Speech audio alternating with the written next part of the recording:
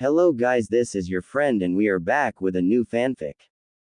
Which is what if Naruto became the legendary Western Emperor?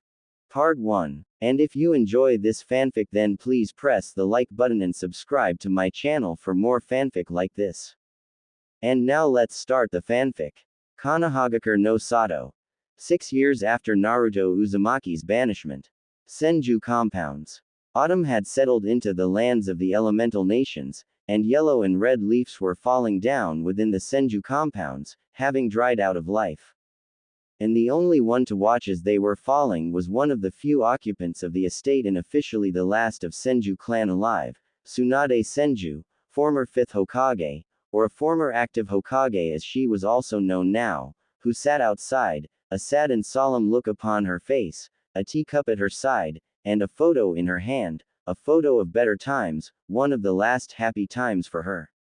On that photo was Tsunade with her apprentice Shizune, alongside with Hinata Hyuga and her little sister Hanabi and cousin Neji, flanked by his teammate Tenten and close to Konohamaru, Iruka, Kurenai and Anko, all cheering and congratulating the one and only number one unpredictable shinobi of Konoha, Naruto Uzumaki. It was Naruto's 14th birthday, and it was the first one that he had ever celebrated, all because Tsunade had thrown this party in his honor, deciding that the boy deserved to feel happy and loved on the day he was born. Slug Princess didn't expect this, but soon after she had become a Hokage, she grew closer and closer to the blonde boy, taking a role of a mother and caring for Naruto, as well as protecting him from this village. And it was her own initiative to let him have his birthday with the people that he considered his friends.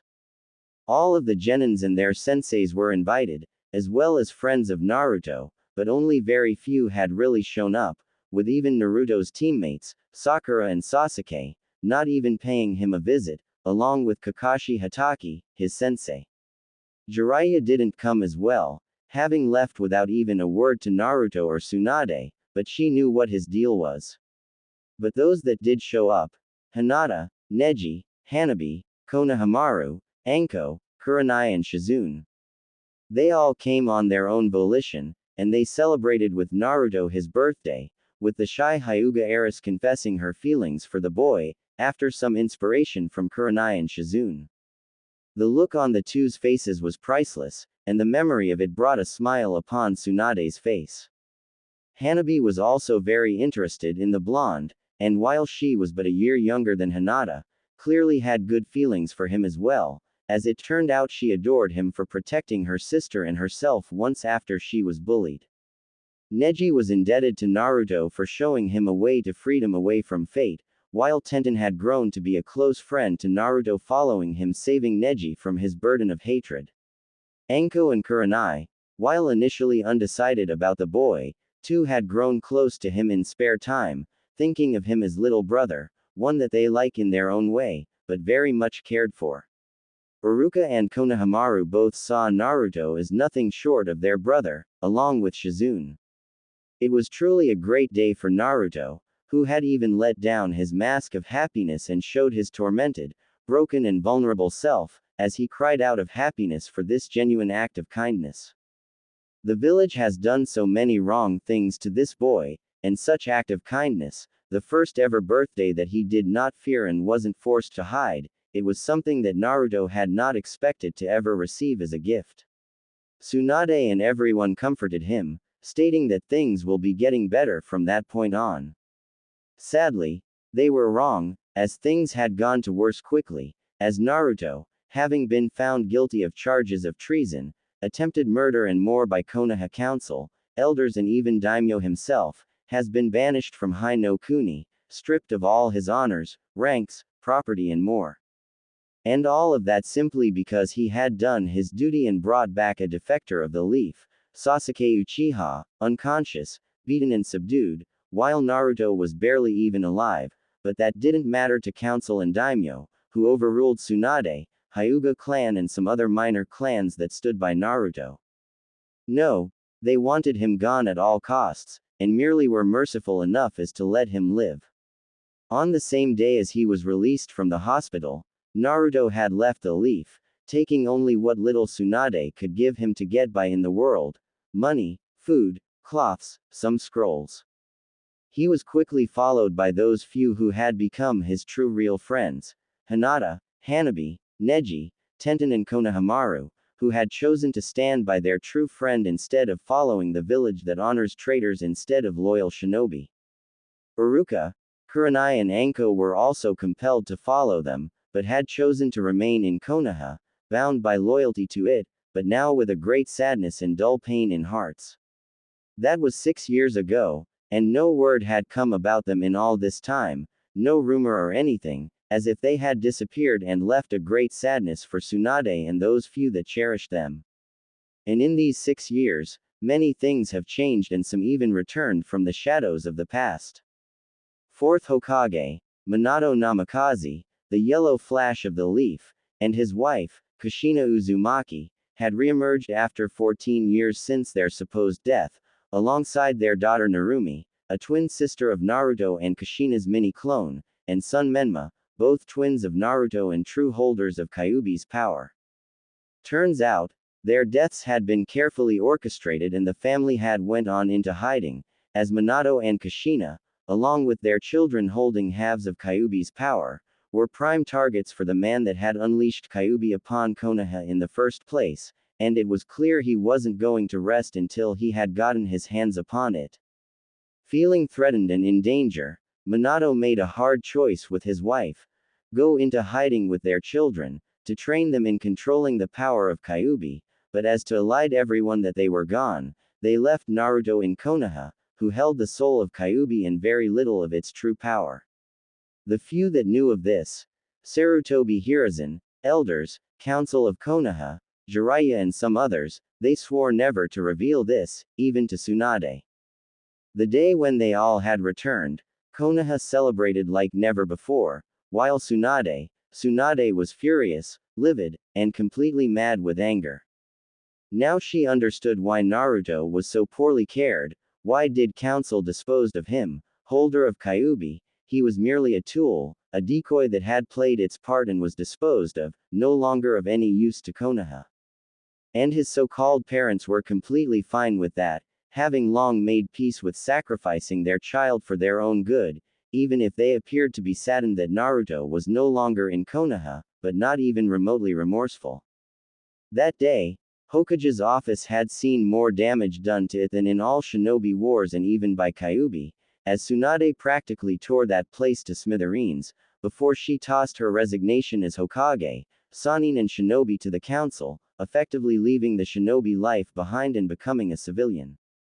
Jiraiya, Kushina and Minato tried to stop her, but their efforts were null, as Tsunade had set her mind and wouldn't budge, and Minato had accepted her resignation, along with the office of Hokage.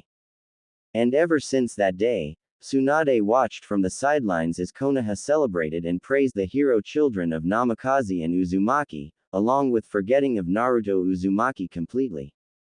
Konoha's youth gradually became Chunins and Jonins, with Sasuke Uchiha being now married to Minato's daughter Narumi, who was instantly charmed by this brooding emo, along with Sakura Haruno in the attempt of restoring Clan Uchiha.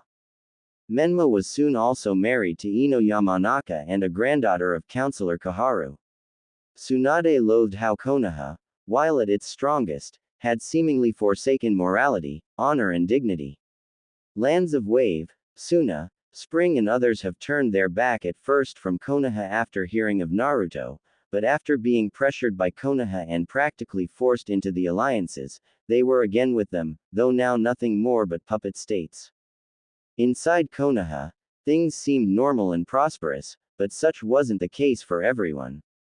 Clan Hyuga, having been one of the few powerful supporters of Naruto Uzumaki, had found themselves on the receiving end of combined scorn of Konoha, for the support of sacrificial pawn and a demon. And the situation within the clan wasn't exactly a stable one either, as the clan had split in between the main house faction, under the leadership of Hyuga elders and their puppet clan heir, and Hiyashi's faction, with practically all of branch members and some of the more progressive Hyuga main branch members included. So far, there haven't been any hostilities, but Hyuga elders, seeing how Hiyashi had lost both of his daughters to demon, were now pushing him aside from his position in favor of a far more traditional Hyuga head. Unbeknownst to most was the fact of Hiyashi letting both of his daughters and nephew go free on their own accord, saving them the fate of being subjugated to caged bird curse mark for the rest of their life. While Tsunade had entered a retirement as a shinobi, Shizune had continued her work in hospital as a medic, and while she was easily the best out there, because of her status as Tsunade's apprentice, she wouldn't be given either promotions or more responsibilities, shot down in favor of more loyal shinobi.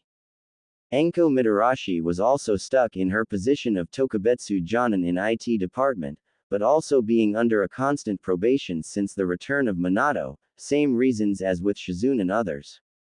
Kurenai has had enough of teaching genins and decided to step down as active Jonin and joined the academy as an instructor, alongside Iruka Yumino, proving to be one of the best and only capable teachers out there, who made sure to train and teach her students what really was needed of future shinobi and not just blind loyalty to Konoha and reverence of Minato. Needless to say, she and Iruka weren't very popular these days among shinobi either. However, recently it has become clear that Kurenai had shifted her ideas about Naruto and his friends more into line of most Konoha. Akatsuki had continued to pose a serious threat for some time, but something had happened to them, as they were now gone, with the last report of their activity coming in just 7 months ago, where it was said that leader of Akatsuki was found dead.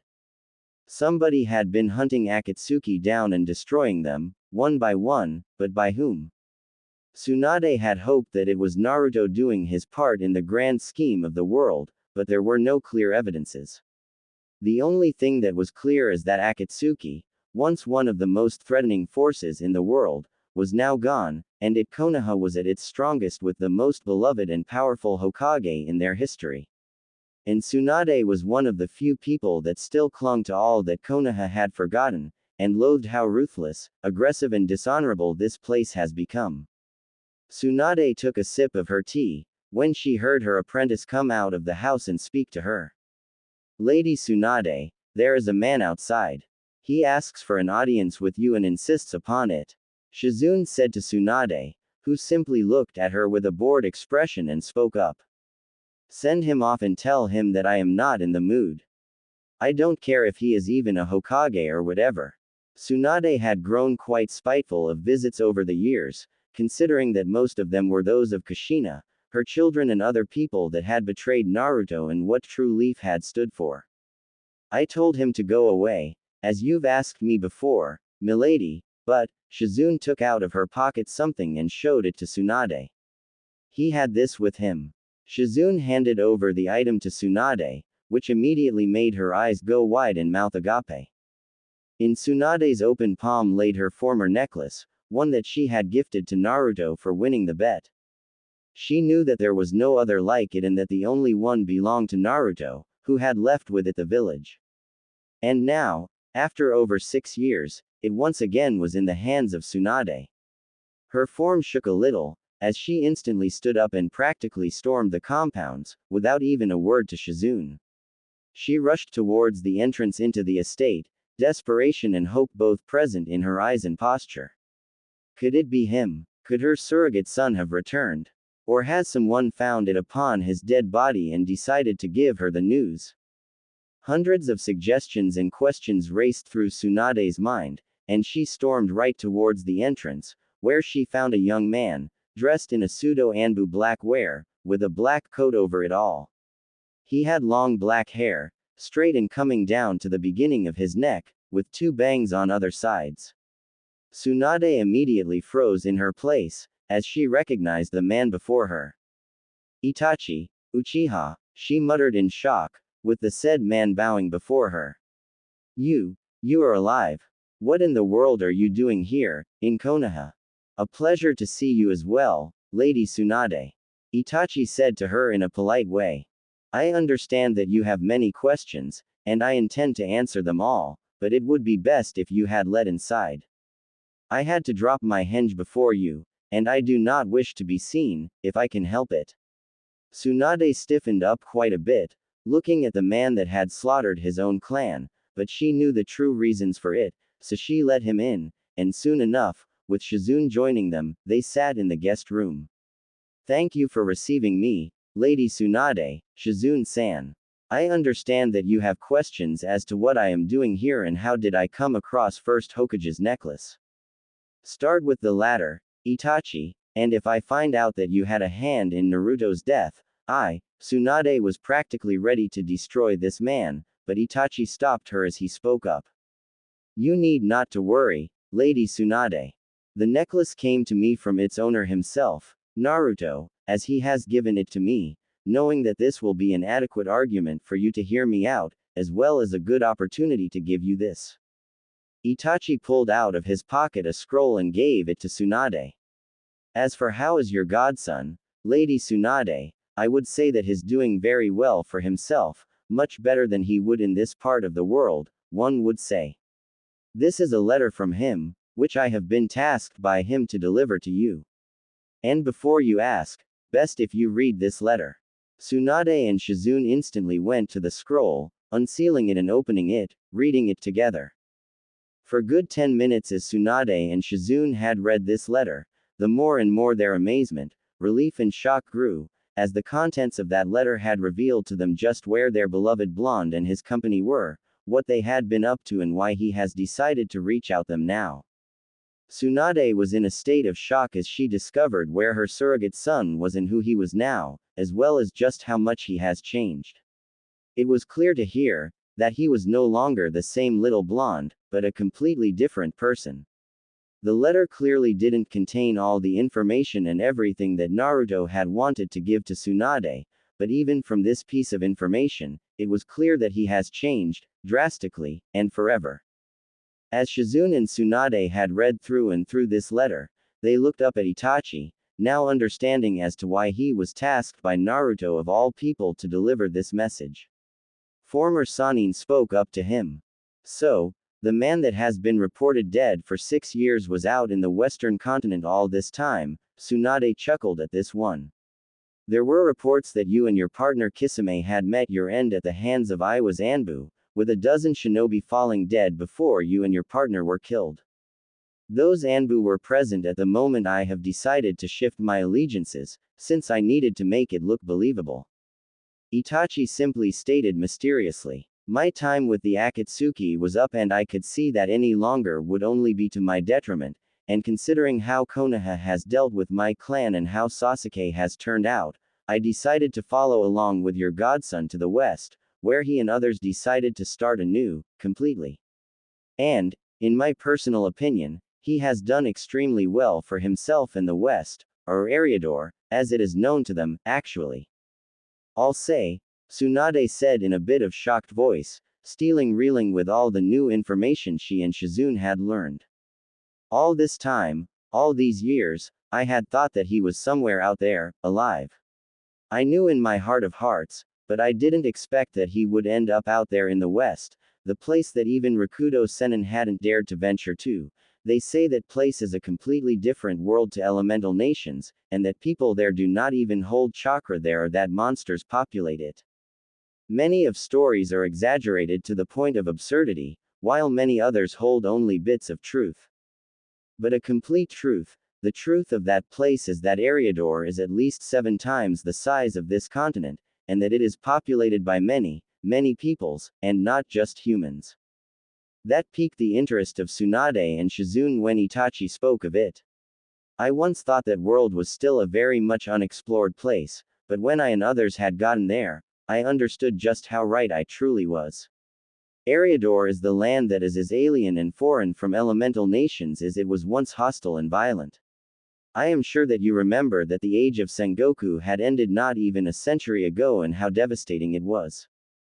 Yes, it had ravaged lands and countries in its wake, hundreds of clans battling each other just to see who is stronger.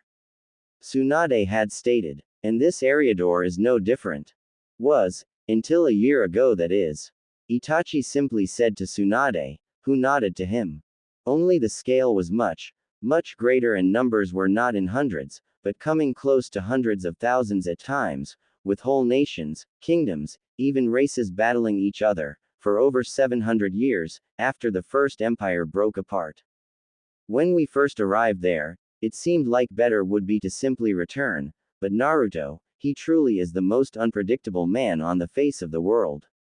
Instead of fleeing, he stayed and did something that nobody had done before him. He united that land, founding what is now known as Second Numenor Empire there, with himself as its emperor and lord protector of races populating it.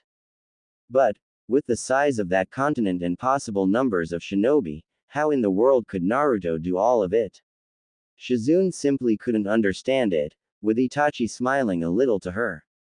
Shizune-san, did I say that there were shinobi out there? Itachi said to her, with Shizune looking shocked, along with Tsunade. In that land, the only shinobi that you could find there, are that had long fled there from our continent, or those that now serve Emperor as his secret, shadow defenders. There are no samurai either, not like ours. Things are completely and utterly different out in Eriador, and as for how Naruto has managed to do it all, he merely did what he always did best: rally the people, inspire and give them hope for better, show them that there is a better way of life. He casted aside such things as nationality, race, kingdom or nation, introducing a simple, yet powerful and mighty concept, a rally call for all, one Eriador. One Numenor, one nation for all, equal and just. I can assure, it had taken a great deal of persuasion, trials and tribulations, but with each battle fought and won, king, count, tyrant and more slain and surrendered, with each new ally, those words became the echoing soul of new empire. An empire, to which the emperor now wishes to welcome you, Lady Tsunade and Shizune-san, as well as a few others, those that have given him hope for the better tomorrow. Tsunade and Shizune looked shocked at Itachi, who merely smiled to them. He is well aware of what has been going on in this part of the world, and he offers you too, as well as Anko Mitarashi, Uruka Yumino, Hiyashi Hyuga, along with his clansmen a place within the empire, as well as completing whatever conditions you may have for the living in there. As you may understand, being the sovereign of an empire as vast as his, he is capable of quite much. Tsunade and Shizune exchanged the looks, thinking about it all for a few minutes and trying to decide whether they would be willing to venture out into this unknown or not. They both knew that here in Konoha, there wasn't much that held them here, as they were now, as well as those three outcasts in this glorious Konoha, one that had sacrificed its morals and honor for power and wealth. A place that honored traitors and cowards over heroes, truly, the Konoha that Tsunade and Shizune once knew is dead and out there in Eriador. Maybe. Tell me, what are Naruto's overall objectives with this continent and Konoha, Itachi? Tsunade asked of him, with Itachi simply answering to her. I am not completely aware of his intentions, not in details, but from what I know, he wants to establish peaceful and trading relations with several of countries out here, along with establishing a trading company for intercontinental trade. He wishes to establish a connection between West and East, but he does not want war with either of nations, nor will he permit for anything that poses a threat to Numenor Empire to exist. Itachi stated with strength, with Tsunade raising an eyebrow at this one. Such was the fate of Akatsuki, once he had found out from me of their plans and objectives. His Imperial Majesty has tasked me and a few others to dispose of the Akatsuki before they were able to make their move. Given the fact that his spy network is most impressive, my intimate knowledge with how Akatsuki operate, their members and the level of skill and power of me and my companions, such task was relatively easy to accomplish, but crucial nonetheless. Though pain did prove to be quite the challenge, he was still defeated nonetheless. So then, the Akatsuki are really gone, huh? And the one responsible for it was my favorite little blonde. Tsunade smiled at this one. If Minato and Kushina ever find out that the sacrifice they had left here now holds so much power as to simply destroy a group of S-rank nuke nins, and what of Konoha in particular, and does he know of his parents and siblings? He is well aware of them all, not that he is too pleased with this development and how he has been sacrificed in favor of his sister and brother. By the sound of it, Itachi wasn't too thrilled with this development either. Hino Kuni he considers to be not as worthy of attention as some others, though he does intend to open a trading office in here as well, while Konoha, in his opinion, is too small of a place to give a thought to. Considering that he rules an empire that is at least 8 times the size of Hino Kuni and has to deal with threats from both north and southeast to his empire, he simply finds no time to spare a thought to a place whose size is comparable to that of a small city in his empire. However, in my personal opinion, he won't be making any alliances and friends in here, considering the reports about Konoha's recent aggressive and expansionistic tendencies. Reports about Konoha's political and militaristic subjugations of Wind, Spring, Wave and Tea are quite unsettling to say the least. Even though Numenor and elemental nations are separated by more than 370 miles of ocean, Naruto, as a leader of empire, wouldn't like to suddenly find an aggressive and powerful force, bent on expansion through conquest and subjugation. He has enough concerns keeping him awake at nights as it is. I'll bet. Running a single village, a shinobi one at that, and running an empire the size of which is bigger than an entire continent, he must be drowning in paperwork alone. Tsunade let out a dry chuckle, with Itachi also chuckling to this one. Fine, let's say that I agree, along with Shizune here and others. How are you going to get us out of Konoha and into your empire unnoticed? Even more, how will we even get out of Konoha, as the matter of a fact? Do not worry about that detail, Lady Tsunade. As I have said earlier, Eriador is worlds different from elemental nations. And out there, people have found quite the ways of transportation, one of which would put Yondaimi's Hiraishin to the test and shame even. Now, what would be your answer? My clones have already reported to me that the others are at an agreement, which leaves only you out. Tsunade and Shizune look surprised at this one, but they've figured that Itachi would be one to get things done in quick and orderly fashion. Lady Tsunade, I think that we should go. There isn't much left for us to do here, and even council and civilians themselves have shown to us all that we aren't exactly welcome anymore here. Maybe, with Naruto in the west, Shizune thought that she would need to convince her teacher, but Tsunade was already there with her. Count me in, Uchiha. Tsunade agreed. Now, how are we getting out of here? Later. That evening. What do you mean vanished? Minato Namikaze, 4th Hokage and the greatest hero of Konoha, was utterly shocked and furious, as he received the report from his Anbu about the sudden disappearance of Tsunade, Shizune, Anko, Iruka, Hiashi and the majority of Hyuga clan out of Konoha. It was easily the most unbelievable thing that could have happened, since there were absolutely no evidences, leads or anything for that matter to indicate that they had left the village.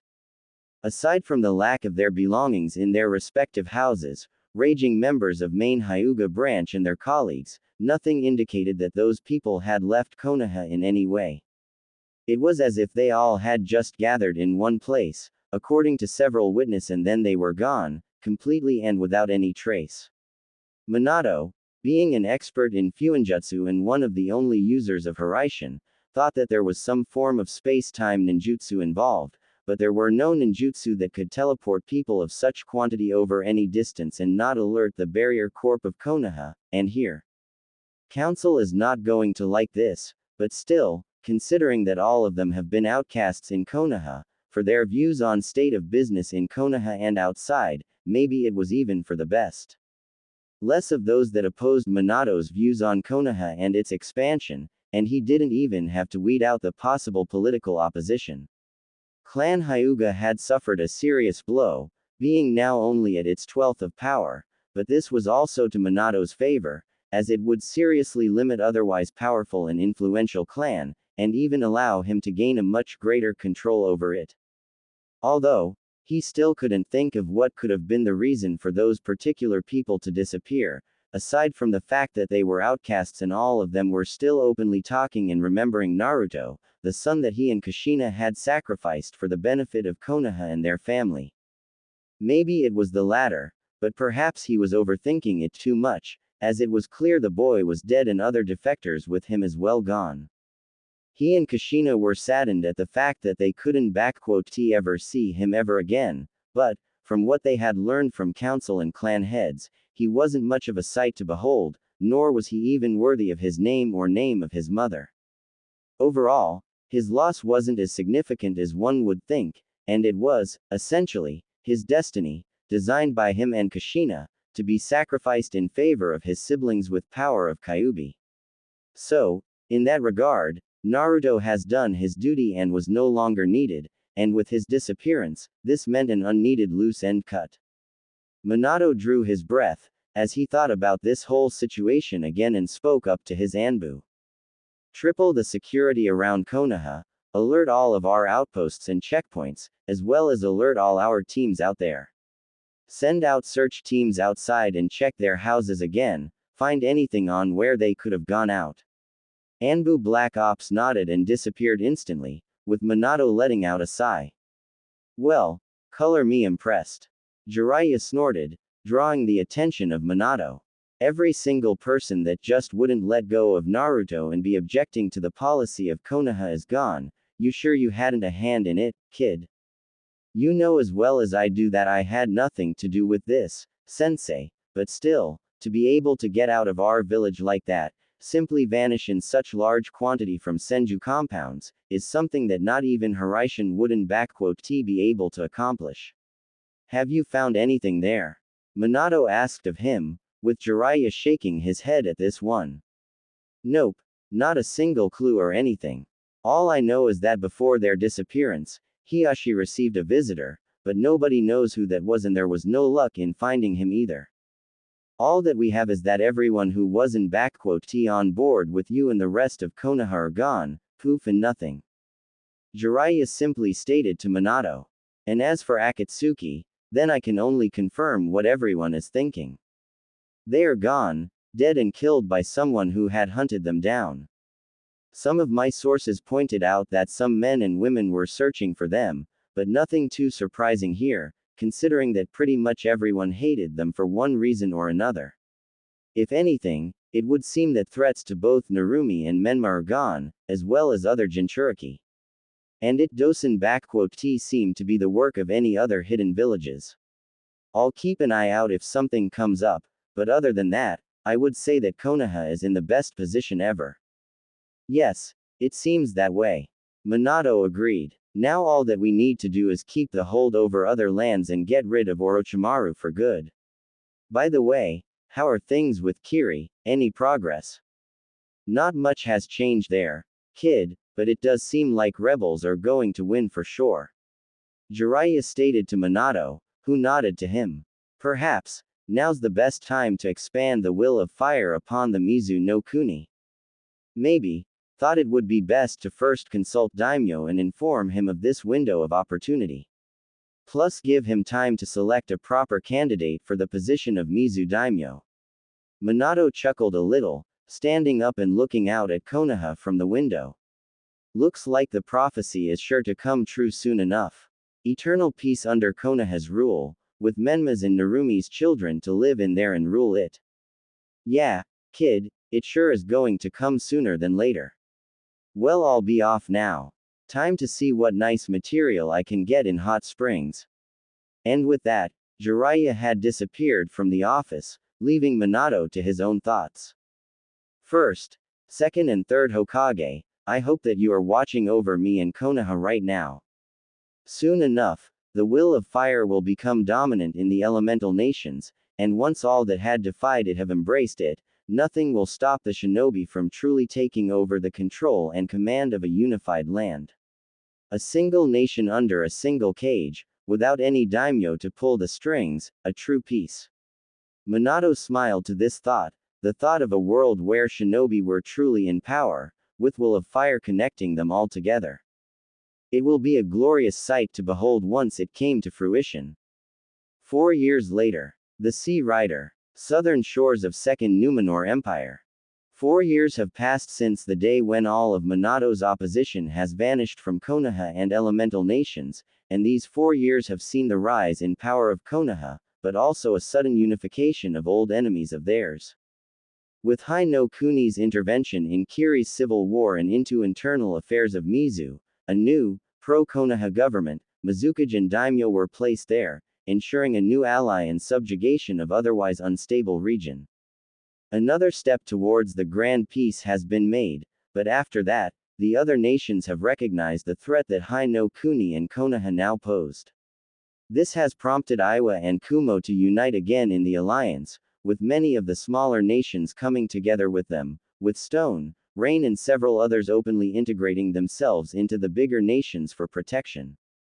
With Wind and Water being effectively puppets of fire, daimyos of Earth and Lightning understood the threat and allied themselves, along with Odo no Kuni and Odogakure, still led by Orochimaru, who was now a lesser evil and threat, when opposed to aggressive and powerful Konoha and its fourth Hokage. It was clear to everyone that a new great shinobi war wasn't far away, and it could risk becoming the biggest one yet, with tens of thousands dying this time, possibly even hundreds of thousands. And everyone was preparing for it, but nobody was ready to throw the first punch. And as if the stroke of fate itself, a great famine had hit the elemental nations, sweeping through the countries and leaving entire nations without food and starving, lasting for 2 years. Especially badly were hit the countries of Northern Alliance, the union between Odo, Kumo and Iwa, with famine, plagues and illnesses taking the lives of over 1/6 of populations in each country, including invaluable shinobi forces. This would have been a perfect time for Konoha to strike, but they also had succumbed to its effects, with great casualties among populace and shinobi. Suno was especially badly hit, with 1/4 of its population dying and Land of Wind practically becoming desolate and filled with corpses of dead. Kiri and Mizu were hit lesser than most, but because of Konoha confiscating the resources and food from there, casualties were still extremely high from food shortages and lack of resources.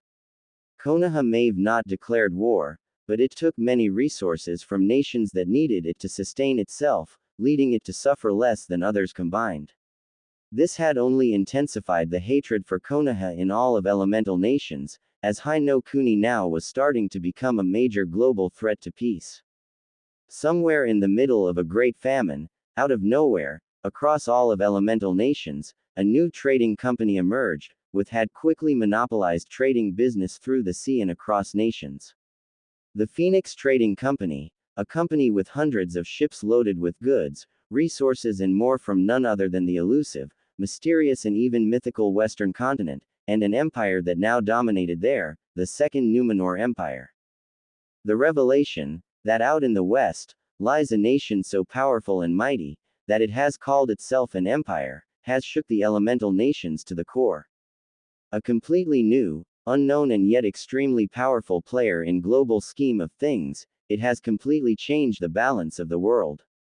From what traders and officials of Phoenix Company told daimyos and Cage, the empire had no interest in invading and attacking their lands, instead opting to opening trading, economic and diplomatic relations, with nations welcome to send their envoys and diplomats to establish official relations with empire.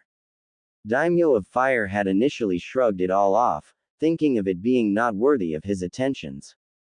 However, the situation changed when reports came in that lands of Iron, Sound, Lightning had sent their official diplomats, envoys and even managed to establish embassies in the capital of the empire, Numenor City.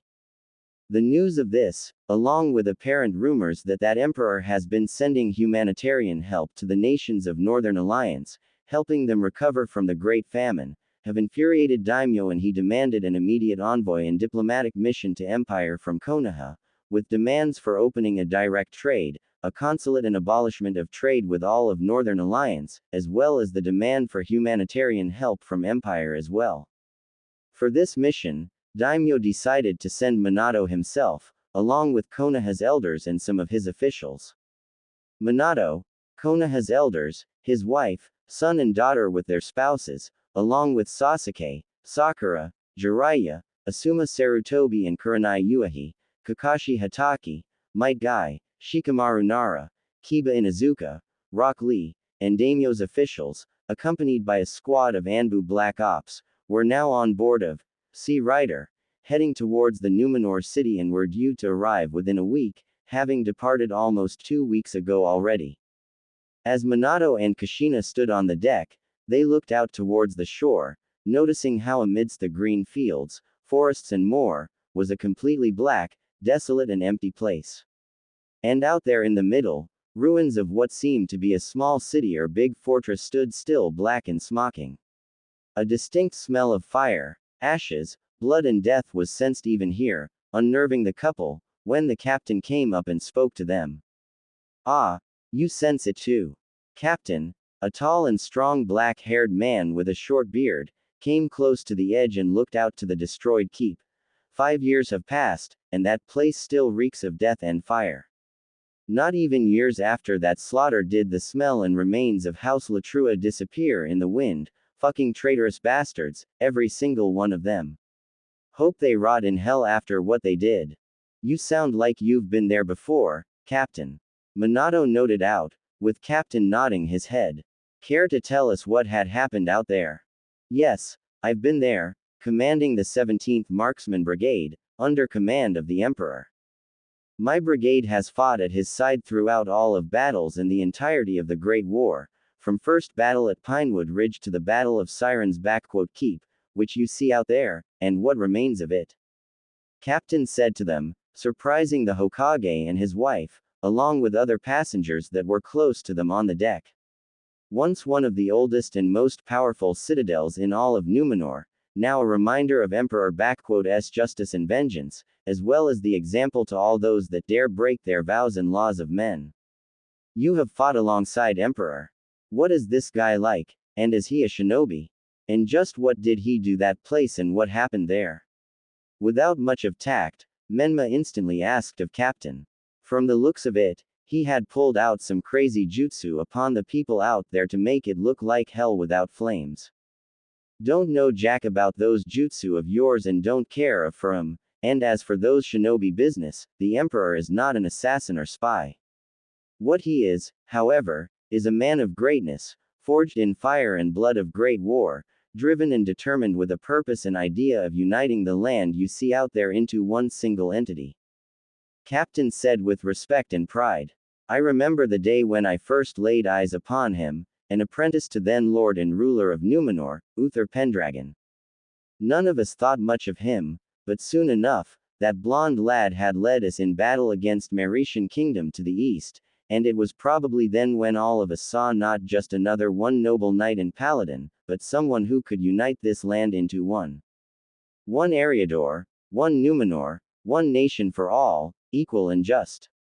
Those were his words, and they resonated with all our hearts and souls, and it wasn't long, till he began to prove that he was indeed making it a reality. Once an apprentice turned into a paladin, and soon into a lord, and then a unifier and selected emperor, first one since the fall of Ravenheart dynasty 700 years ago. Adopted into Pendragon as a son of Uther, he made due on his promise to bring peace and prosperity to this land, to unite its fighting kingdoms, races and defeat the threats that had terrorized the populace.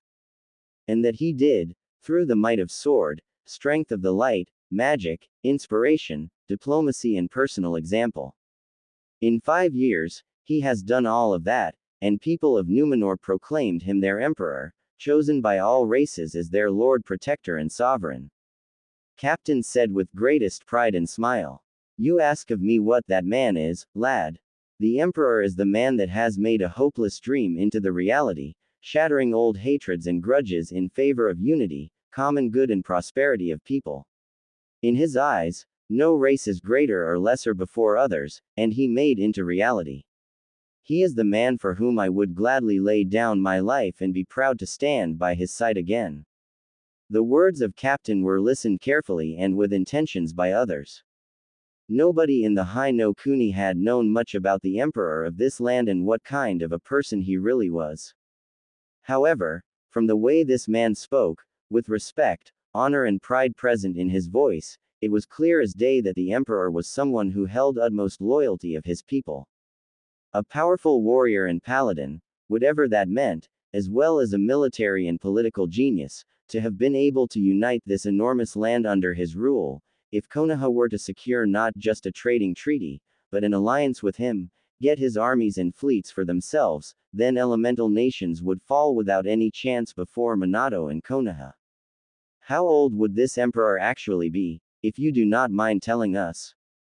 Koharu asked of him. From what we heard, he is pretty young, younger than our daimyo and Hokage. And what had actually happened there? The emperor is around 25 years old by now, and even though he is young, he is a bloody great man. Captain looked towards the ruins of a keep again. And as for Siren's Keep, House of Latrua was one of the few remaining independent houses to join the empire, and they had sent a message that they are willing to accept an envoy and emperor's official diplomat to sign the Treaty of Unity. When the envoy had arrived, with them was one of emperor's most trusted persons. His first consort and wife, a kind, gentle and good woman. A dream for any man, Latrua had pulled out a feast for the envoy and consort, after which they had slaughtered them and in act of spite, arrogance and pride, they sent the corpses back to emperor, with a reply on his offer. Emperor, at the time, was in Northwest, dealing with Ironborn raiders, but when he received the bodies and learned what Latrua had done to his diplomats and his consort, never, anyone had ever seen him so furious and mad. A fury that eclipsed even the anger of dragons.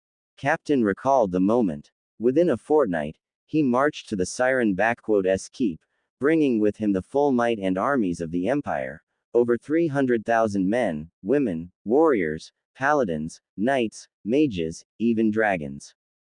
All of that might against some 30,000 peasant soldiers and 4,000 knights. The emperor offered the peasants to lay down their arms and knights to surrender, which they all did, but to Latrua he offered no surrender or capitulation. They had violated sacred laws of hospitality, honor and had killed his wife and consort. He gave us all a simple, yet clear order: destroy them. And that we did. Wait, you mean that your emperor commands literal dragons? Like those flying giant green snakes and everything? You've got to be shitting us here, old man. Kiba exclaimed, with Captain and his crew glaring at him. I mean, come on, dragons are just fantasy stories, nothing more. Plus, magic, whatever knights and paladins, you obviously just making it up. After all, shinobi and samurai win battles and wars, not some fantastic beasts and imaginary heroes. Lad, let me ask you a question here. Am I from your continent, and are in there?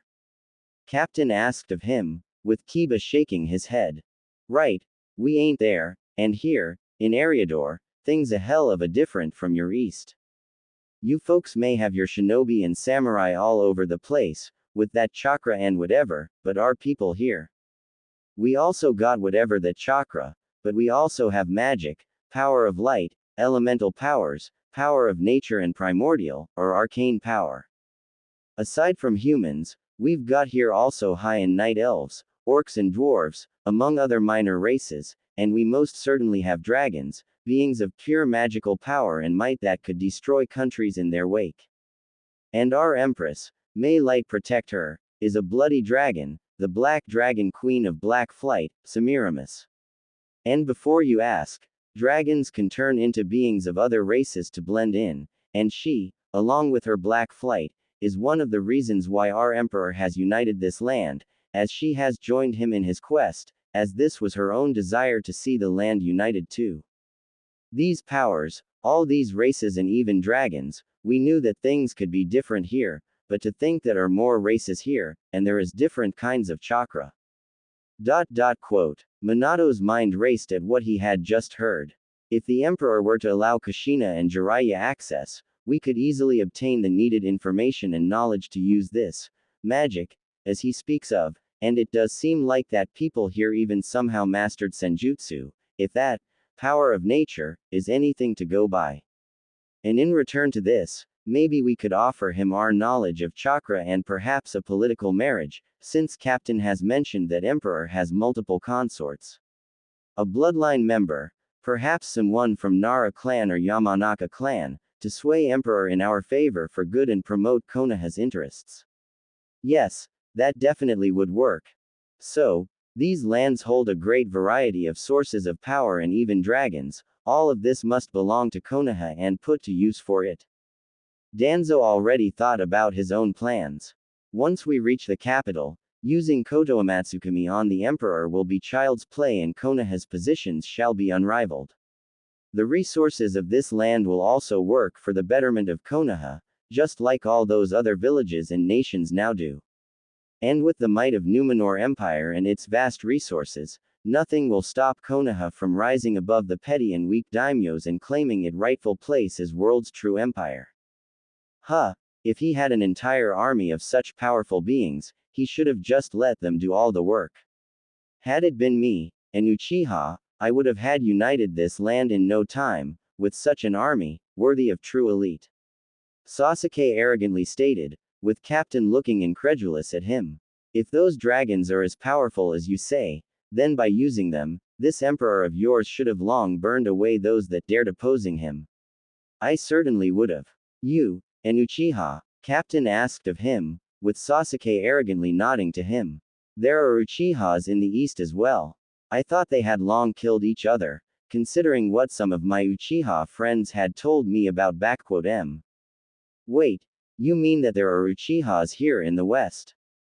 Minato asked, with Danzo and Sasuke picking this up. You must be joking. The only Uchiha that there is alive is Sasuke Uchiha, my son-in-law.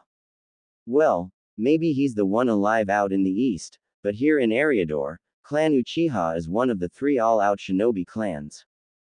They had arrived here some 200 years, being outcasts that broke away from those warmongers, and settled on this continent. They don't rule much of land, but they have a small city of Kyotai on the coast north of Numenor and a couple of villages under their rule.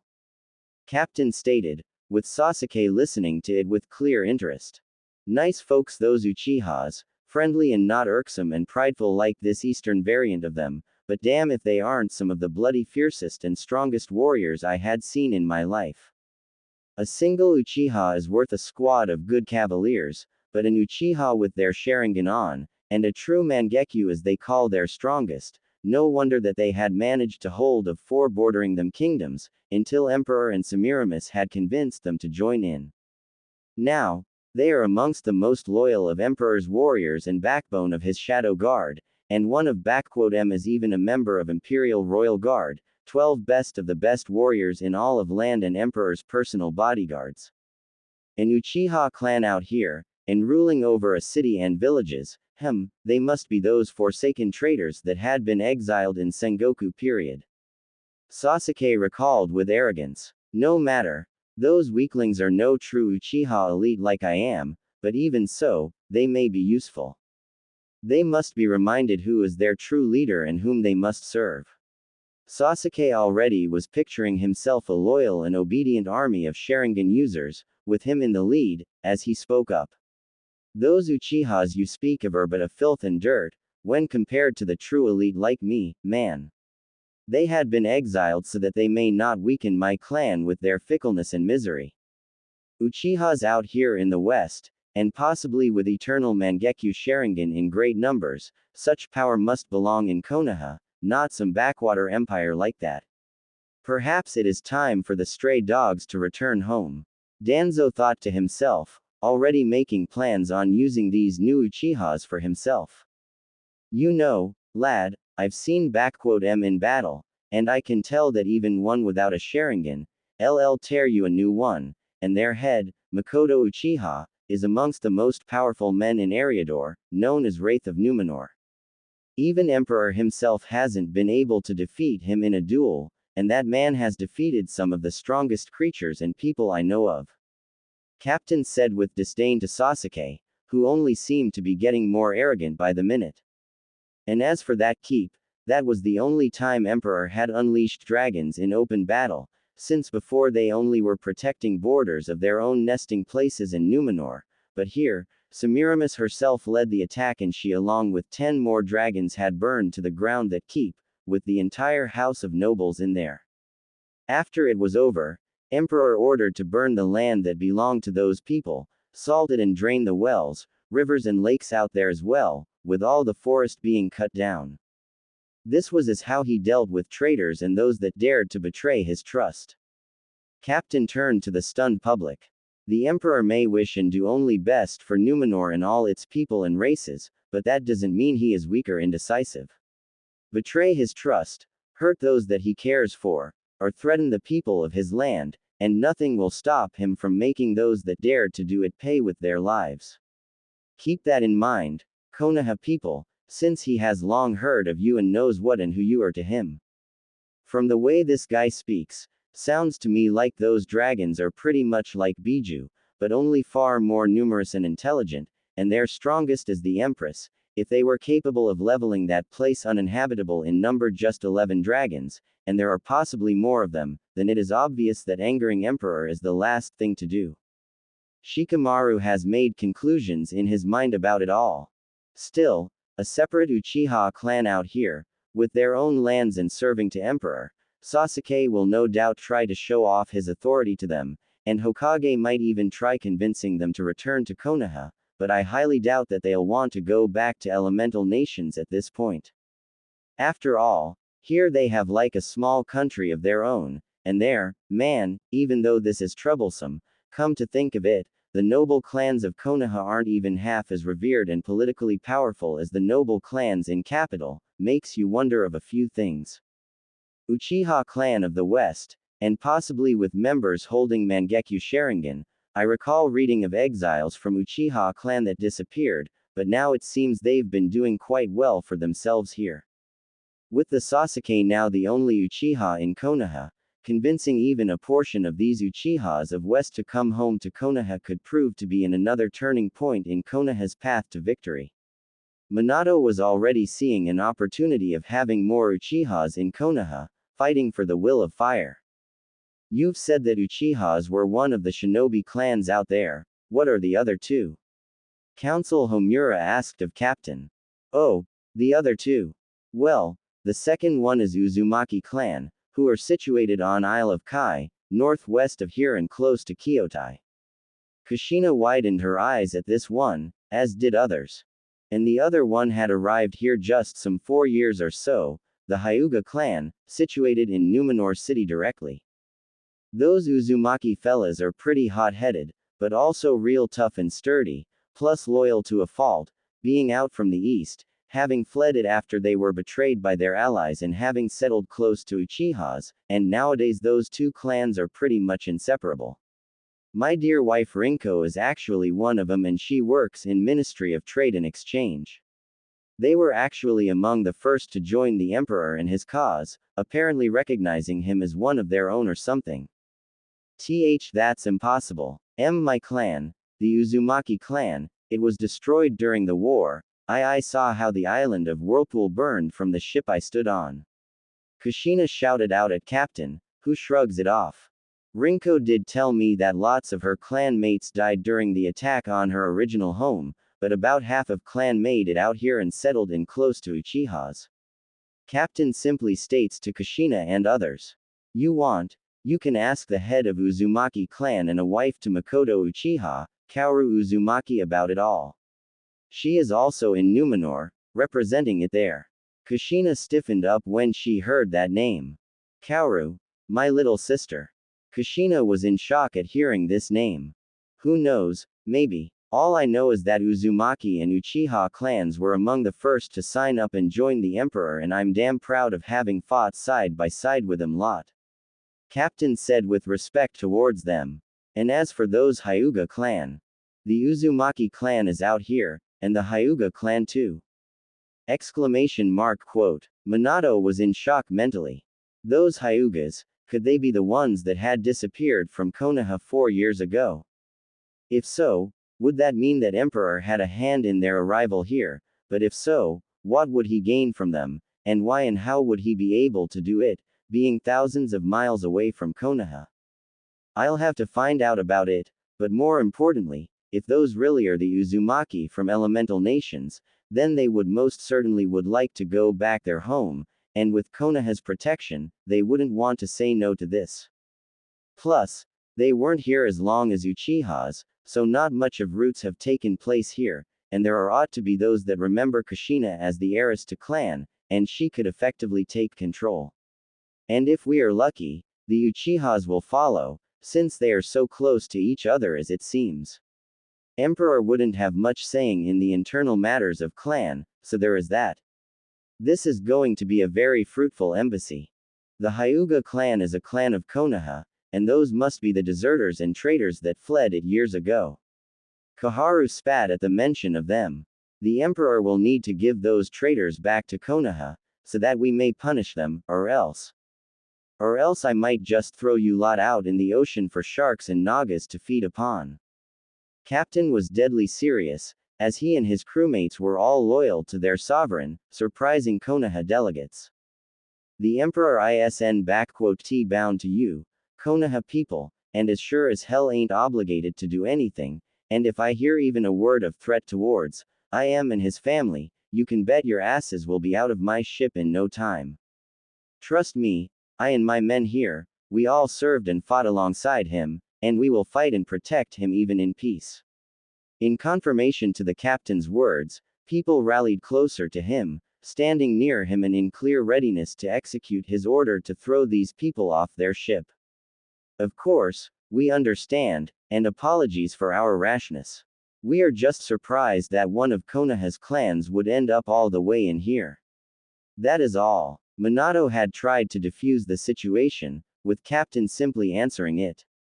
Don't know much, but rumor has it that those Hyuga clan weren't very much welcomed in your lands, so Emperor offered them and a few other people place in here. The council and Hokage were surprised to hear of it. From what I know, Clan Hyuga have been more or less integrating into police force of Numenor, but most of them some that are into trade, farming and diplomacy, with their heiress, Lady Hanabi Pendragon, being Emperor's consort and head of foreign affairs and diplomatic relations. Ah, if only Lady Hinata could vase seen her sister now, when the name of Hanabi came up, and then one of Hinata, everyone's eyes went wide and shocked, for it meant that they, and possibly Naruto could have survived here. Hanabi Hyuga is alive, and she's even a consort to Emperor. Wait, what was it about her sister Hinata just now?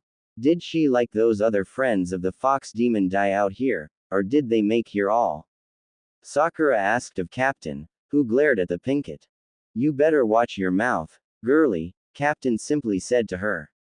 The fox demon and his friends, as you call 'em, are nothing short of legends and heroes of our empire. Each and every one of 'em have made sure to bring order and stability upon this land, standing as Emperor's closest allies and friends, and all but one had lived through it all. Lady Hanabi Pendragon, Emperor's consort and diplomat, voice of peace and reason in matters of politics and one who had brought in night elves through negotiations and peaceful integration.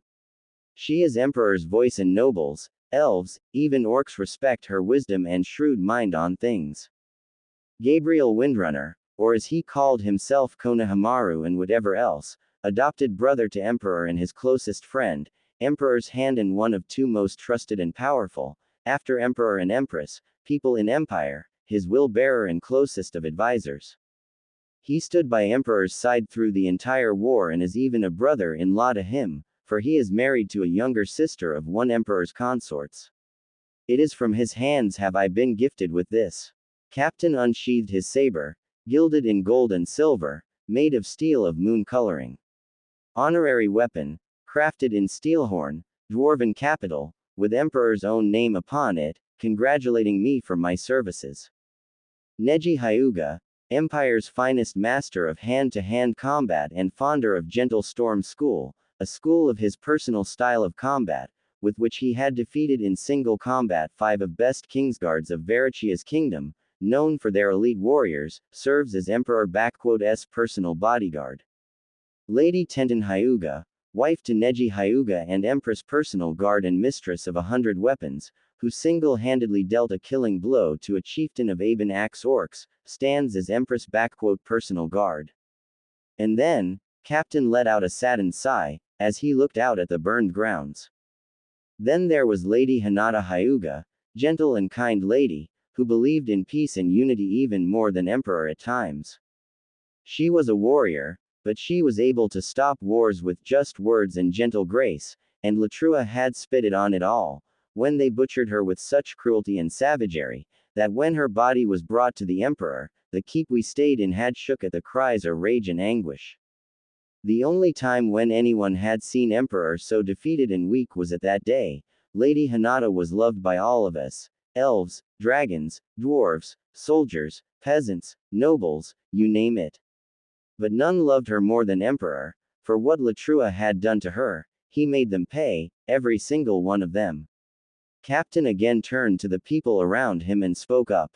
Before ya all ask, everyone in here and there on continent have heard their tale and how they left the east, alongside the so-called fox demon you call him.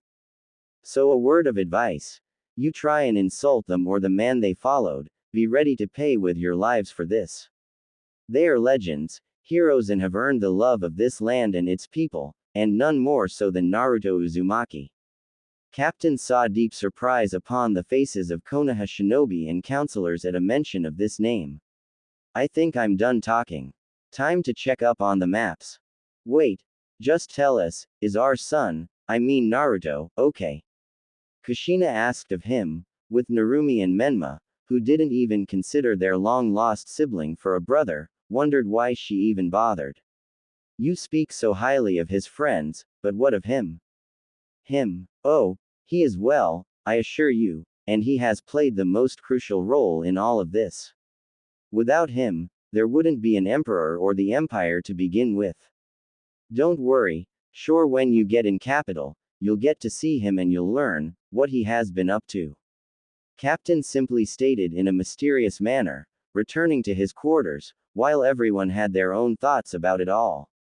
Naruto is still alive, and it appears like he is Emperor's most trusted man, alongside Hiruzen's grandson, or however he calls himself.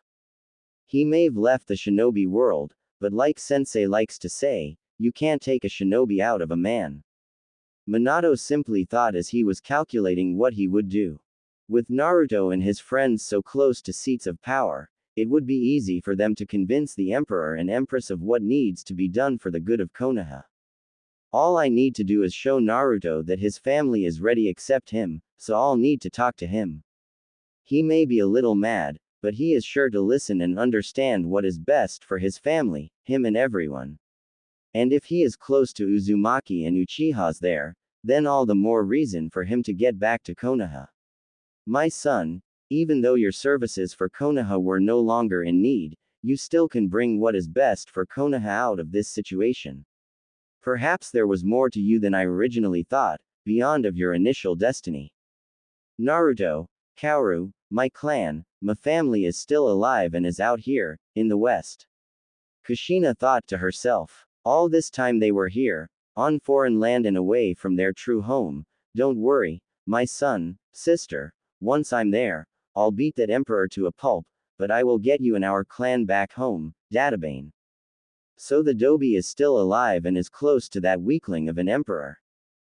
Figures that losers will stick together. But all this talk about Uchiha is here in the west and the empress. She must be very powerful for a dragon, and to command my clan into battle. Perhaps if I show her the true power of an elite Uchiha, she'll see that her weak husband is worthless and I'll have myself not just a powerful matriarch of Uchiha clan, but a full empire to rule, and not be a husband to these two bitches, Sasuke thought to himself evilly. So, Naruto is actually an empire, and seems to have been contributing a lot to its creation. Looks like the lessons he has learned from me did get him far, though it is a shame that he had abandoned, apparently, shinobi way. Oh well, Kakashi thought to himself about Naruto, before he went to his book. That Gaki is still kicking, and is close to the imperial family. Oh ho, I think I just find my own new goldmine for my next book. If the rumors among men are true about the beauty of the consorts and empress, I'm sure he has missed me, and if I promise to patch things with Minato and Kushina, he'll do anything I ask for it, no doubt. Jiraiya already had a perverted smile upon his face and thoughts racing through his skull.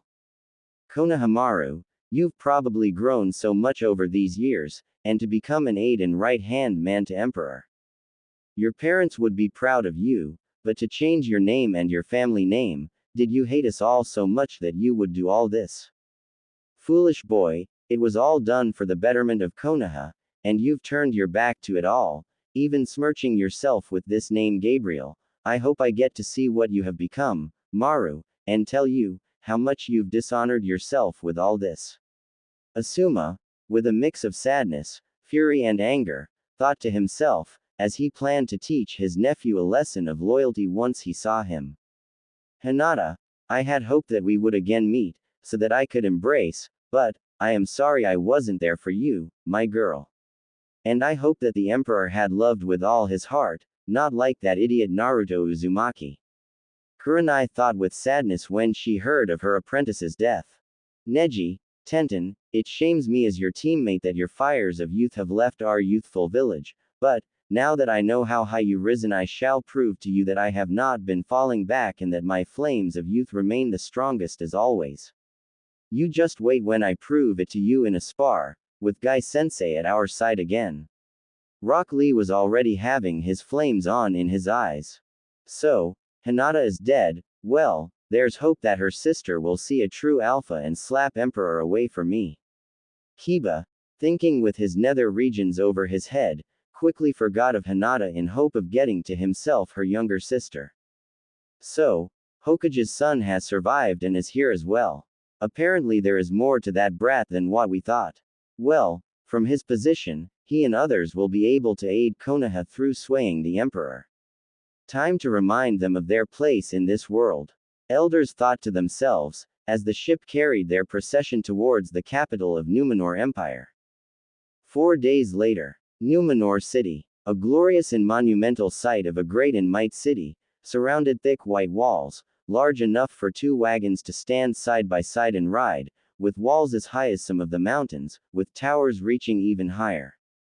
And they surrounded a giant city, brimming with white, gold, silver and more, with life brimming in there, heard even at ships still a couple of miles away. The size of Numenor City was astonishing, bigger than the capital of Hai no Kuni, possibly even larger than all of Konoha with its training grounds. All made of white stone, with gilded metals in it, and the roads into city seemed to be filled with travelers, civilians, travelers and more. Konoha delegation looked at it all with a mix of awe, shock and even envy. As the ship began to close onto harbor, Konoha delegation looked at 2 cliffs, walled up, and at the 2 fortresses, flanking the entrance in the harbor of the city. Manned, massive and standing proudly displaying the might of empire to all that wished to make an entrance here. The distance between the 2 was probably less than half a kilometer in sea, but they still seemed very close and overlooked the seemingly tiny ship as it passed into the harbor. The Twin Lions Fortresses. Captain called the fortresses to Konoha's delegation. The on the left is the North Lion Fortress, and on the right is the South Lion Fortress. Imposing, ain't they? Each has a garrison of a brigade worth of men, and is armed with 80 cannons on each, all loaded, primed and waiting for whatever poor sod decides to escape or force his entrance into the harbor. About 40 of those dwarven killing machines are looking at us right now. Why would someone build such massive structures, if there are no catapults? And what are those cannons you speak of? Kushina asked of Captain, who looked at her, as if he was told the stupidest thing ever. What? Are they some kind of better catapults or something better than those archaic things? Well, they ain't catapults, but something really better and more powerful. I just need to remind myself that you are just the tourists here, that's all. Captain looked up at the North Lion Fortress, seeing a special signal over the battlements for him and his men. Okay. Hard to starboard, boys. Greg, led us to First Royal Pierce. Captain gave out orders. Looks like Emperor has decided to honor you, Konoha. Of course he would. He is to meet the most powerful and prestigious people in his life. Koharu stated in a prideful manner, with Captain simply shaking his head at this one, as the ship was reaching the end of their destination. The First Royal Pierce resided the nearest to the Imperial Palace, a massive structure, a third citadel on the city, walled, with towers and a great massive castle standing proudly. The palace seemed as massive and imposing as it looked grandiose and great, being large enough to seemingly house all of Konoha inside with more than enough place for some additional guests. There apparently was a big garden close to it as well, as it overlooked the harbor, filled with trees, green and lush with flowers, a truly marvelous sight. As the ship was docking, Konoha's delegation saw that they were already being expected, as a group of men, dressed in steel plate armor from head to toe, armed with shields and spears, with a sword at their side. This seemed almost laughable to Shinobi, to see people dressed in so much steel, that they wouldn't be able to even move in it at all, much less run or fight. Sasuke even laughed openly at them and their attire, with Sakura, Kiba and Menma following the suit. In their mind, the only true warriors were Shinobi and only, so these people looked like barbarians to them and were nothing short of idiots, completely ignorant to the fact of complete cultural, philosophical and overall core differences between East and West. However, their attention was soon on someone else. Namely, three persons that stood behind the soldiers, who formed up into two lines and made a passage between them for the delegation. The first one was a young, beautiful woman, dressed in white and violet long, tight dress with the violet pattern on her skirts and waist. Her figurine was one that would leave men dazed for days, with impressive bust, shown through the cleavage of her dress, long beautiful neck, wide hips and beautiful face, adorned with a small silver tiara with sapphire adorning her forehead, complemented with long flowing black hair, with two bangs on each side, and pale Hyuga eyes. Next to her stood a tall, handsome man with brown short hair, blue eyes, strong masculine build, bearing resemblance to Asuma, though a distant one. His dress was one of a plated white and golden armor, made in a form of scales of a dragon, covering his shoulders, waist, arms and legs, with scale and chain mails in between the gaps. On his back rested a long great sword, with a golden hilt in form of a dragon's head. And next to him stood someone that ladies of Konoha instantly grew jealous with, adding her to the Hyuga standing near her. It was a young, very beautiful woman, with grace and unparalleled attractiveness. Dressed in leather and chainmail armor, with a tabard over her waist, she still drew in envious sights, as her face was without any defect, with unnaturally blue eyes, long, as if whiskers of a cat, brows, and long, pointy ears. She, as they all recalled from descriptions of Captain, was a high elf, and apparently a warrior, with two short swords on her hips and bow in her hand with arrows in a quiver. As Konoha's delegation disembarked and came close to the three, they bowed lightly to them, before a Hyuga girl spoke to them. Lord Hokage, ambassadors, honorable guests from Konoha, their imperial majesties welcome you to Numenor City and our empire. I am Hanabi Pendragon, imperial head diplomat and ambassador, lady consort and their majesties' personal representative in foreign lands. Hanabi introduced herself with grace and respect, hiding away her personal feelings so well that none could tell. Allow me to introduce you Lord Gabriel Windrunner, Emperor's Hand and High Lord of Dundane and his wife, Lady Verisa Windrunner, Ranger General of Dundane and Lady Commander of City Guard. Said persons nodded, with Asuma not managing to hold it in him and speak up. Lord Gabriel, is that how you call yourself these days, Konohamaru? Asuma spoke out with contempt, with Kurenai already trying to stop her husband from ending this diplomatic mission before it began. Abandoning your honorable name, our clan name and even fornicating with some, inhuman here, all after running away from what has been given to you, your parents, my father, and everyone in Konoha, they would be ashamed of you. Hello to you as well, Asuma. I hear that you and Kurenai have married and are with a child now. I wish you and your child the best of blessings. Konohamaru. No, Gabriel replied politely with a strong and powerful voice, seemingly not even fazed by the insults towards him and his wife. However, Asuma, do recall that you stand on a foreign land, and you just had the gall to insult not just an honorable woman, but a decorated war hero, one of the great heroines of Empire, and my wife. Considering that you are new here, I will allow this to slide, but apologies are most certainly in order. With each word, Gabriel's voice grew in power and strength, and by the end even Minato and Jiraiya almost shook at instant fear. Asuma Sarutobi, please keep in mind, that unlike in elemental nations, Eriador is populated by more than just human race. And within Numenor Empire, insults and violence of racial and national nature are prohibited and punishable. Hanabi took word, making a point before Konoha. If the offended party wishes, you shall be incarcerated and trialed. You may be a part of diplomatic envoy, but you are neither a member of foreign government, participant in negotiations from your daimyo, nor you are a persona with special privileges, so you are granted no diplomatic immunity. Therefore once you are arrested, there will be trialed, I assure you. Asuma, please do not harden our work here and apologize. Minato commanded, with Asuma, growling, spoke up. I apologize for my earlier words, Lady Verisa. I have not assumed that there were other races, aside the human ones. Asuma grumbled out, with Verisa accepting it.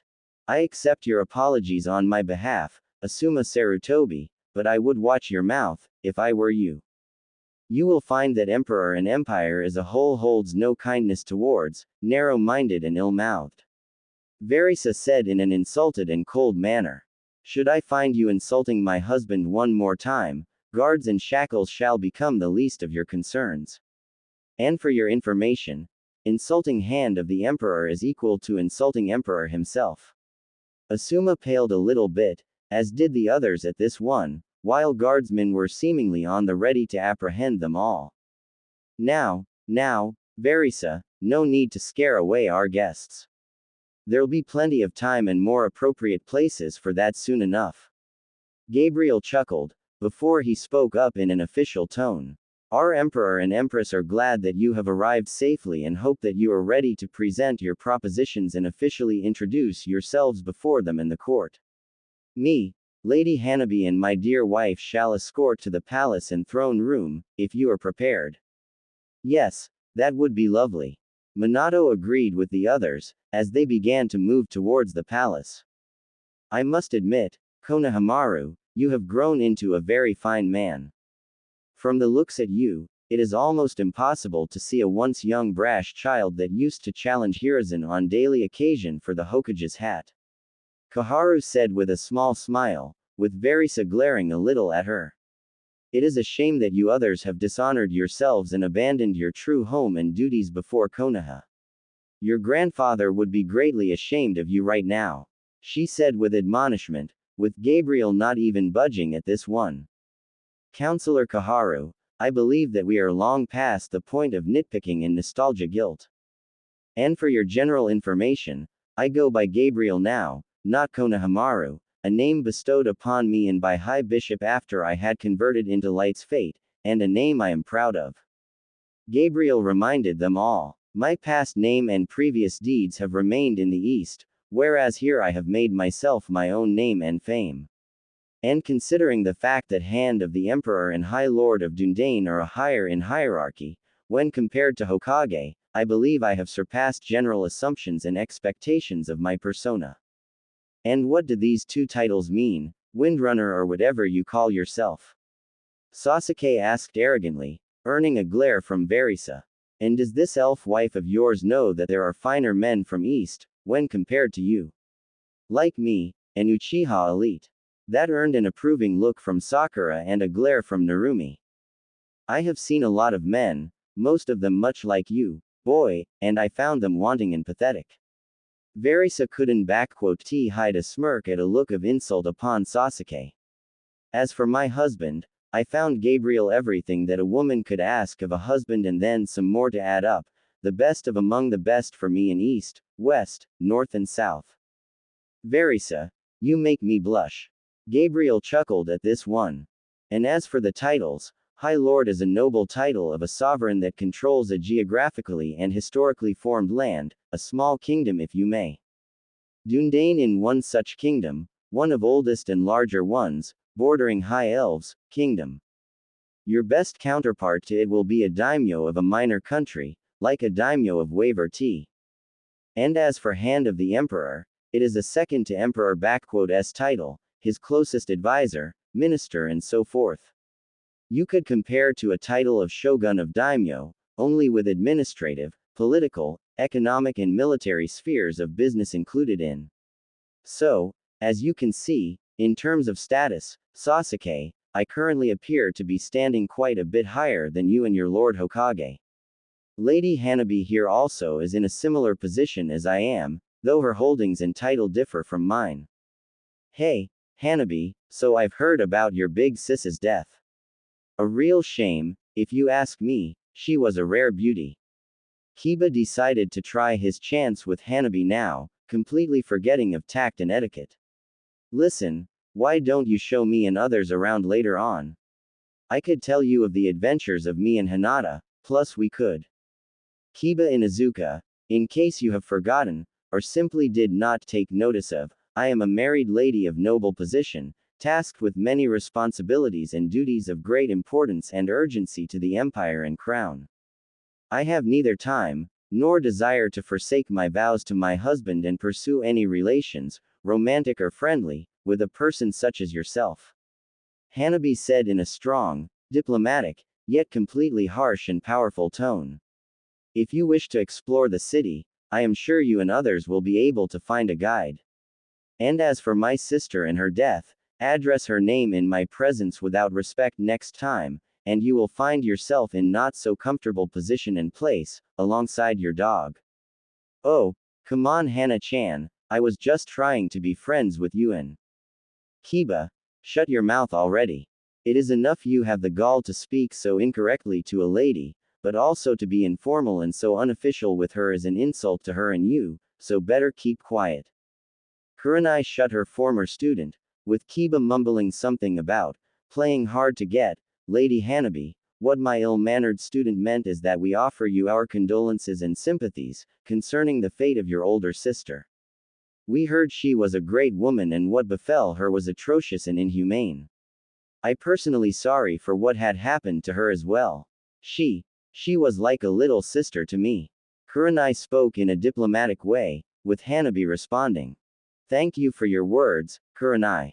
My sister always spoke only the best of you as well, and even here, she continued to follow your example, solving matters in less violent and more humane manner, as you've taught her. Hanabi said to Kurenai in a softer way. I am yet to match her in art of diplomacy, but I believe that her spirit is still with us, and protects me and our husband. I always thought that your sister was crushing on that idiot Naruto, practically being in love with him, but not to same extent as I and Sasuke-kun. Sakura said without any tact, getting glared by Verisa, only with far more hatred in it. Did that dumb fool run off for someone better, leaving her for this emperor guy or something? Though, with the way she dressed and how fat she was, only someone who simply pitied her would even hold her hand and. Lord Hokage, if you do not mind, please gag this woman before I send an arrow through her skull for these words. Verisa couldn't take someone insulting either Hinata or Naruto, as she stopped and turned towards Sakura, with Gabriel also looking stressed. I have seen harpies with more compassion, and those creatures are among the foulest I had seen. You say another word about Hinata, Naruto or about their relations, and I'll personally throw you in dungeons, but not before silencing you for life. Wah, do you even know who I am, you pointy-eared? Suddenly Hanabi raised her hand, waved it, as a white-blue glow escaped it, and Sakura suddenly became silenced, unable to say a word or anything, with the entire Konoha's procession shocked at what had happened. Thank you, Hanabi. Another word from her, and this would be the shortest diplomatic mission in history. Verisa thanked her friend, while Jiraiya voiced everyone's question. What was that? Some kind of handless jutsu, or a fuinjutsu, but I didn't feel any chakra flowing here. Jiraiya spoke up, with Hanabi speaking up. What you have witnessed is what people of Numenor refer to as magic, an arcane magic to be more precise. I have a certain degree of mastery over magical arts, so I am capable of manipulating it into spells, conjurations and other forms. Hanabi informed them all. A silencing spell shall keep Sakura quiet for as long as I wish. Unlike in elemental nations, Eriador and its inhabitants possess a greater variety in sources of power, with chakra and senjutsu being only two of them here. Such arts are, however, highly protected and prohibited from learning by their respective mentors and trainers by foreigners that do not possess emperors and empress allowance for this. I believe it is understandable that my lieges would not want to destabilize political world through carelessness and cause international conflicts and wars. So do not expect to be allowed to learn anything of magic and its variations, as well as other sources of power. And I warn you, theft of material concerning those subjects, unsanctioned training in those arts by foreigners and other transgressions of similar character are punishable by death. This goes for you especially, Kakashi Hatake and Sasuke Uchiha. Gabriel looked at an insulted man and angered Uchiha. Your reputation and the fact of you possessing Sharingan are well known here, so watch your step.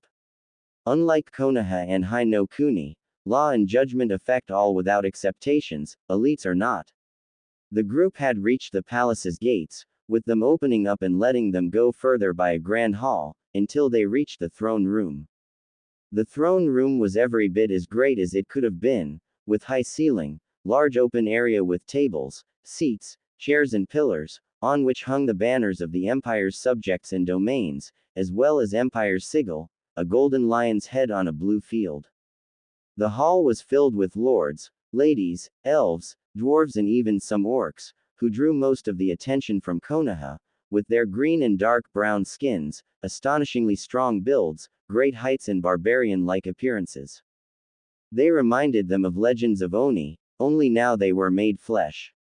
Not locking eyes on them for too long, Konoha proceeded ahead towards the two thrones, one white and made in fashion of lions and the other black and made in fashion of dragons, elevated by 10 steps above the floor level, with the black one being already occupied.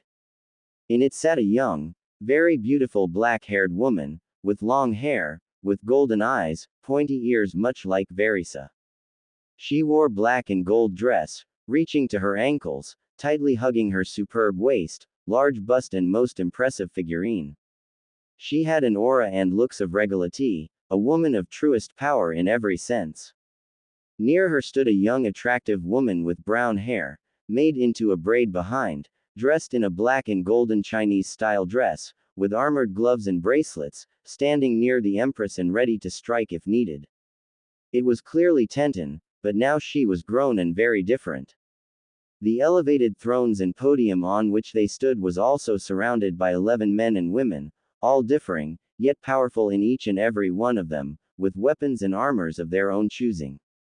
Humans, elves high and night, dwarf and even an orc among them, men and women, hiding away their faces and not. It was clearly the Imperial Royal Guard, which now separated the podium from 3 Easterners, ambassadors that were in talks with the Empress. Minato and others recognized them as ambassadors of Kumo, Iwa and Odo, with Kabuto Yakushi representing Odo here. Your Excellencies, it pleases me and my husband to know that your respective nations are recovering from the devastating effects of plagues and famine. Empress addressed the ambassadors. People of Numenor have heard of the blight that befell your lands, and of countless lives lost. I hope that our assistance in combating the aftermath of this horror has been successful and that soon your countries shall thrive and prosper in peace and stability. Your Imperial Majesty, no words can express how much Kumo and Iwa appreciate the kindness and help you and Emperor have given us. Your humanitarian help, grain, food, medicaments and resources have saved our countries from another deadly winter. Our daimyos have instructed me to offer you his sincerest gratitude and sends you and your husband this gift. Ambassador from Kumo motioned his men to bring forth 4 crates, which were filled with silver and platinum ingots. Our countries are mountainous and are rich in ores, but poorer in plains and fertile lands, so fields with grain and forests with wood worth more than these ingots of silver and platinum. We offer them as our sign of gratitude and to demonstrate that your kindness and gifts have not been forgotten and exploited for nothing. We thank you for such generous gift and accept it. Empress smiled to them, as her servants took the crates away. My husband and I share a vision, that in peace, we must extend our hand to help out those that have found themselves in despair and show them that no hope is lost.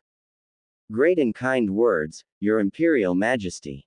It is a shame that your example is not followed by some other, more aggressive and insensitive countries. Kabuto and other ambassadors already knew that Konoha's delegation was present. My Lord Daimyo and Lord Orochimaru send their gratitude for the help that Numenor has provided in combating famine and plagues. They hope that our gift has reached you safely and without any harm. It has, Ambassador Yakushi, and we thank you for such gift. Though Oto no Kuni is a smaller in size country, your gift shows that it is as dignified and strong as those of greater sizes. I welcome you in our capital, esteemed guests, and hope you will find your stay here comfortable and productive.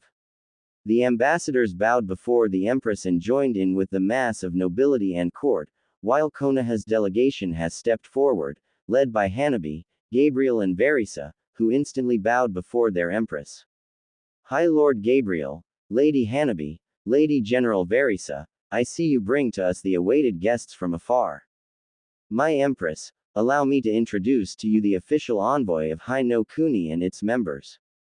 Hanabi went on to introduce every single one of them without delay and in orderly fashion, while some of the nobles looked with contempt at Konoha, including ambassadors from other elemental nations, as Hanabi has spoken and ended. Esteemed guests of Hai no Kuni, Lord Hokage and counselors, it is my pleasure and honor to introduce you Her Imperial Majesty, Empress Semiramis, first of her name and title, Queen and aspect of Black Dragonflight, Sovereign Ruler of Second Numenor Empire, Kingdom of Quel'Thalas, Ashenvale Dominion, Confederacy of Draenor, Steelhorn Kingdom. Lady Protector of Kingdoms Dalaran, Kul Tiras, Gilneas and Westerosi Kingdoms. Milady, if we may. Lady Hanabi, High Lord and Lady Ranger Windrunner, please remain near, for I and my husband will want your counsel on this matter. Semiramis motioned them, as she looked at Minato and others of Hai no Kuni, who bowed to her, save for Menma, Sasuke, Narumi in a show of disrespect, earning glares and insulted cries from the court. I was not aware that you have arrived with other sovereigns, for I cannot think of any other reason why would your fellow companions not follow etiquette, Lord Hokage. Menma, Sasuke, Narumi, bow before her, now. Minato ordered them, and they reluctantly did so before he spoke in an official and diplomatic way. Forgive us, Your Imperial Majesty, they were simply too dazed by your appearance and the aura of power you possess. You have my sincerest apologies, as their father and a father-in-law of Sasuke Uchiha, and as their Hokage. I have heard of Clan Uchiha of the East, and of Sasuke Uchiha in particular from my closest friends and advisors. Empress saw how Sasuke rose up arrogantly, smirking at her, to which Empress simply scoffed at. Apparently, the stories I have heard do bear truth, for it is said that Clan Uchiha of the East has succumbed to just one, having been exterminated for their misdeed and arrogance.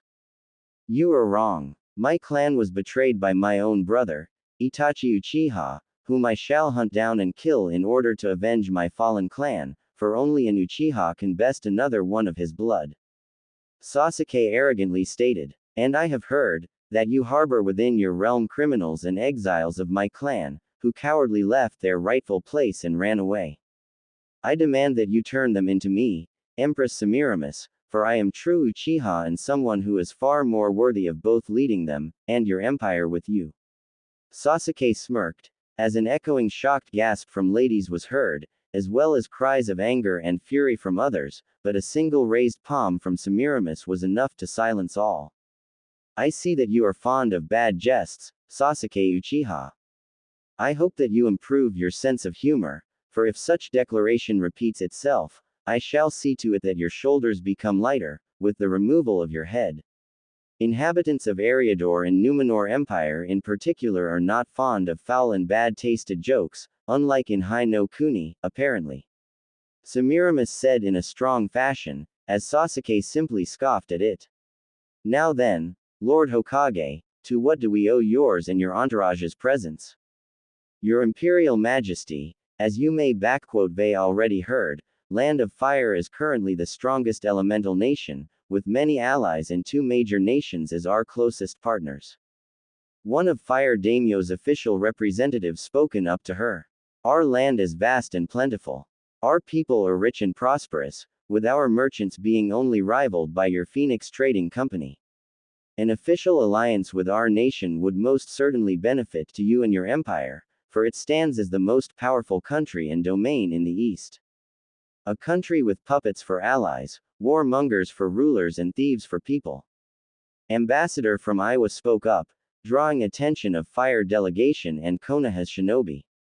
Your Imperial Majesty, I believe you and your esteemed husband are well aware that Hai no Kuni and its shinobi hidden village, Konoha, have been putting to the sword and dagger all those that have defied them and dared to break the treaties with them.